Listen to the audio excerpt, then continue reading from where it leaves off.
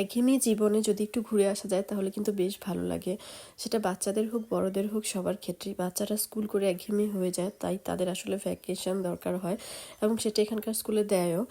তো এটা নিয়ে কোনোই চিন্তা নেই। এখানে আসলে সপ্তাহে 4 দিন ক্লাস এবং 3 দিন বন্ধ থাকে। তো সেই ছোট ছোট ভ্যাকেশনে আসলে ঘুরতে বের হয়ে যাই আমরা এবং তাদের একঘেয়েমিটা কেটে যায়। যার ফলে নতুন করে তারা নতুন উদ্দীপনা নিয়ে আবার পড়াশোনা সব কিছুতে আবার আসলে যুক্ত হতে পারে, নিজেদেরকে যুক্ত করতে পারে। বড়দেরও খুবই দরকারি। একঘেয়ে কাজ করতে করতে জব অফিস এগুলো করতে করতে আর ভালো লাগে না আসলে। তাই একটু সময় পেলে আসলে ঘুরে আসাটা জরুরি। সেটা কাছে হোক দূরে হোক অল্প দূরত্বে হোক, যার যেমন সুবিধা আছে।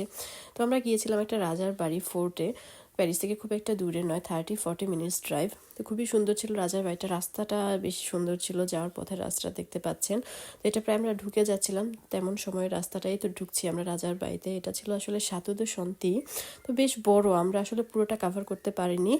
তো বেশ অনেকটা ঘুরেছি, তবে সাতুর ভেতরটা আমরা ঢুকতে পারিনি, যেটা আমাদের খুবই ইন্টারেস্ট ছিল। এবং এটার ভিতর বাতু আছে, বোট রাইড আছে, ট্রেন আছে পুরোটা প্রদক্ষিণ করে, আরও অনেক কিছু আছে দেখার।